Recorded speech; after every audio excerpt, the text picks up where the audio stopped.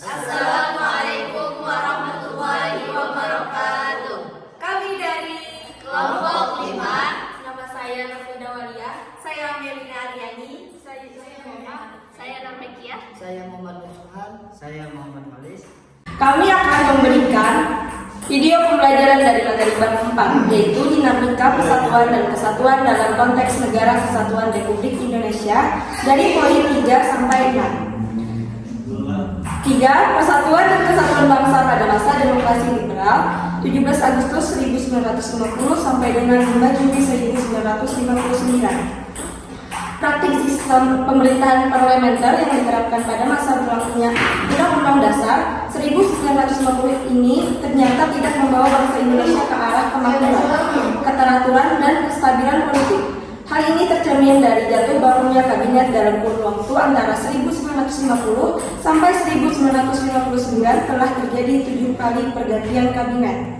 Kabinet Nasir 6 September 1950 sampai 27 April 1951. Kabinet Sukirman 27 April 1951 sampai 3 April 1952. Kabinet Wilopo 3 April 1952 sampai 30 Juli 1953.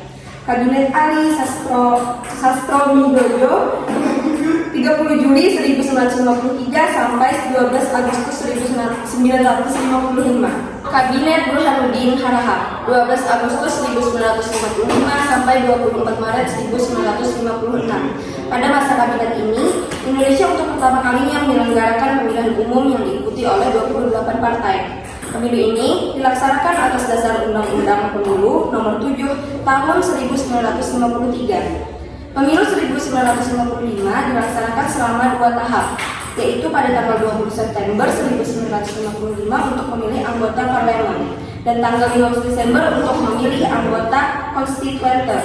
Dan yang terakhir, Kabinet Ali Sastro Midojo 24 Maret 1956 sampai 9 April. Pada periode ini juga terjadi beberapa gerakan separatis di daerah, diantaranya A. Gerakan Darul Islam atau Tentara Islam Indonesia. 1. Daerah Sulawesi Selatan, pemberontakan DI atau TII di Sulawesi Selatan dipimpin oleh KH Muzafar. Yang kedua, daerah Aceh, pemberontakan DI atau TII di Aceh dipimpin oleh Daud Boroh yang merupakan mantan gubernur Aceh. Yang ketiga, daerah Kalimantan Selatan, pemberontakan DI TII di Kalimantan Selatan dipimpin oleh Ibnu Hajar yang menamakan gerakannya dengan sebutan Kesatuan Rakyat yang Tertindas. B. Pemberontakan PRRI atau Permesta, Pemerintah Revolusioner Republik Indonesia atau Perjuangan Rakyat Semesta. Pemberontakan PRRI atau Permesta terjadi di Sulawesi yang disebabkan oleh adanya hubungan yang kurang harmonis antara pemerintah pusat dan pemerintah daerah. Selanjutnya dibentuk gerakan dewan, yaitu pertama Dewan Benteng di Sumatera Tengah dipimpin oleh Letkol Ahmad Hussein. Yang kedua, Dewan Gajah di Sumatera Utara dipimpin oleh Letkol Simbolon. Yang ketiga, Dewan Garuda di Sumatera Selatan. Yang keempat, Dewan Lambung Mangkurat di Kalimantan Selatan. Dan yang terakhir, kelima, Dewan Wanguhi di Sulawesi Utara dipimpin oleh Letkol Venj Simua. Puncak pemberontakan ini terjadi pada tanggal 10 Februari 1958. Ketua Dewan Benteng mengeluarkan ultimatum kepada pemerintah pusat. Isi ultimatum tersebut adalah menyatakan bahwa Kabinet Juanda harus mengundurkan diri dalam waktu 5x24 jam. Setelah menerima ultimatum tersebut, pemerintah pusat bertindak tegas dengan cara memberhentikan secara tidak hormat Ahmad Hussein dan melakukan operasi militer pada tanggal 12 Februari 1958. Yang keempat, persatuan dan kesatuan bangsa pada masa Orde Lama, yaitu dari 5 Juli 1958 sampai dengan 11 Maret 1966. Periode pada tanggal 5 Juli 1959 sampai dengan 11 Maret 1966 merupakan masa demokrasi terpimpin. Pelaksanaan demokrasi liberal yang berlangsung pada tahun 1950 sampai 1959 hasilnya sangat mengecewakan. Sebagai akibat dari kekecewaan tersebut, Presiden Soekarno mencetuskan konsep demokrasi terpimpin. Demokrasi terpimpin adalah sebuah sistem demokrasi yang seluruh keputusan serta pemikiran berpusat pada pemimpin negara kala itu, yaitu Presiden Soekarno.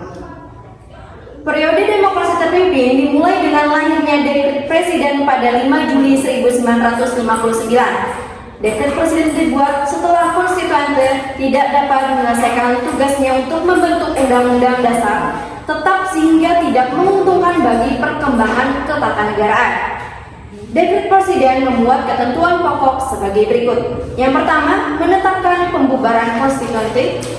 Yang kedua, menetapkan Undang-Undang Dasar 1945 berlaku kembali bagi segenap bangsa Indonesia. Yang ketiga, pembentukan Majelis Permusyawaratan Rakyat Sementara atau MPRS dan Dewan Agung Sementara atau DPAS dalam waktu singkat. Sejak berlakunya kembali Undang-Undang Dasar 1945, Presiden berkedudukan sebagai kepala negara dan kepala pemerintahan. Kabinet yang dibentuk pada tanggal 9 Juli 1959 dinamakan Kabinet Kerja yang terdiri atas A. Kabinet Inti, yang terdiri atas seorang Perdana Menteri yang dijabat oleh Presiden dan 10 orang. B. Menteri-menteri, yaitu pejabat-pejabat yang karena jabatannya diangkat menjadi menteri.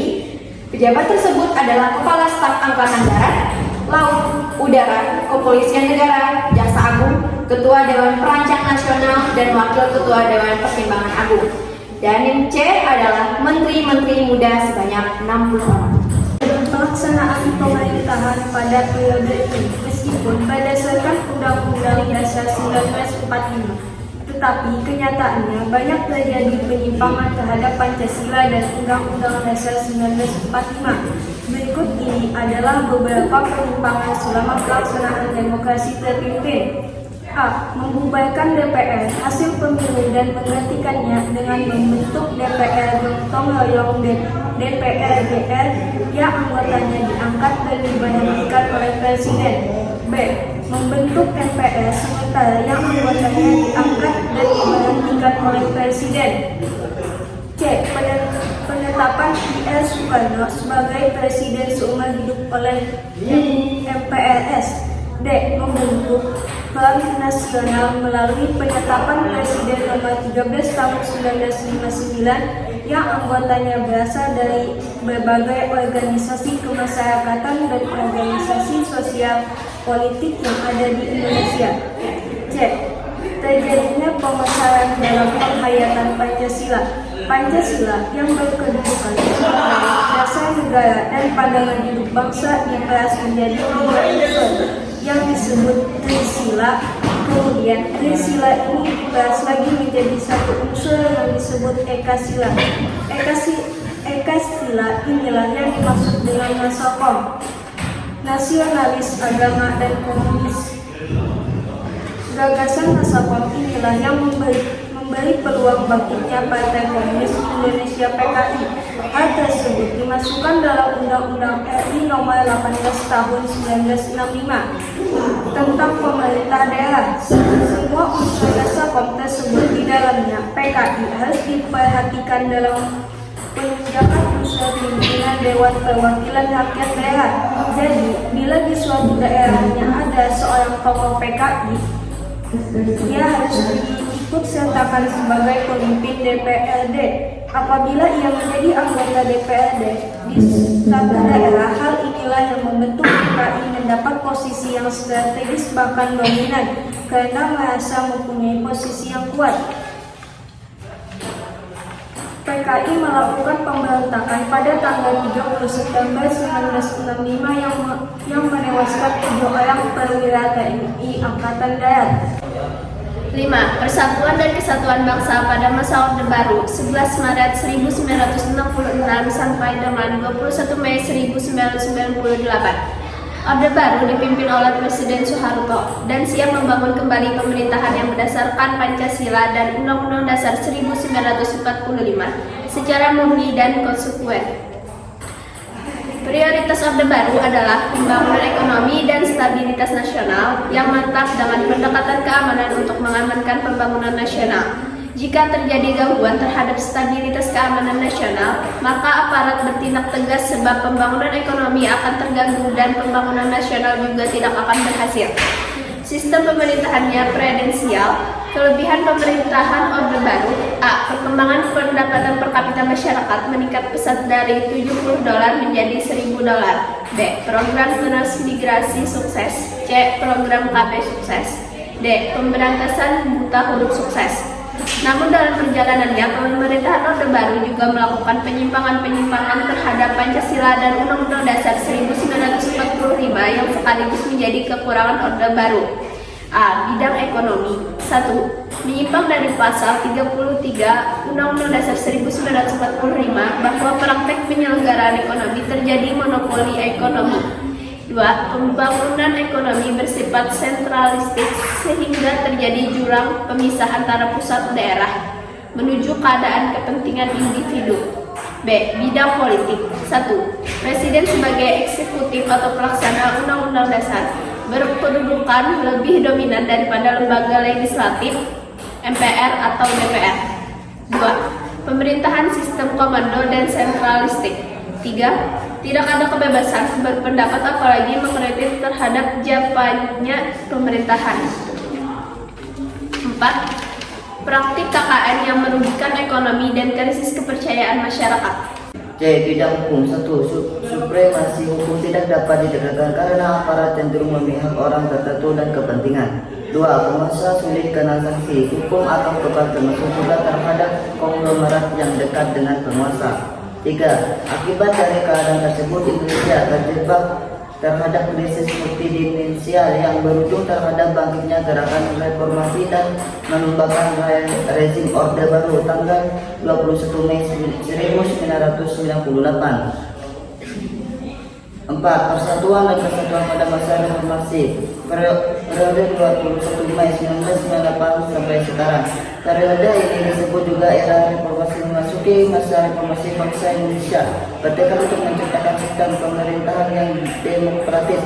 Pemerintah konstitusional bercirikan bahwa konstitusional negara itu berisi: A. Adanya pembatasan kekuasaan pemerintahan atau eksekutif. B. Jaminan atas hak asasi manusia dan hak-hak warga negara. Salah satu bentuk reformasi yang dilakukan oleh bangsa Indonesia adalah melakukan perubahan atau amandemen atas Undang-Undang Dasar 1945. Amandemen atas UUD 1945 telah dilakukan oleh MPR sebanyak 4 kali, yaitu pada tahun 1999, 2000, tahun 2000, 2001, dan 2002. Perubahan UUD 1945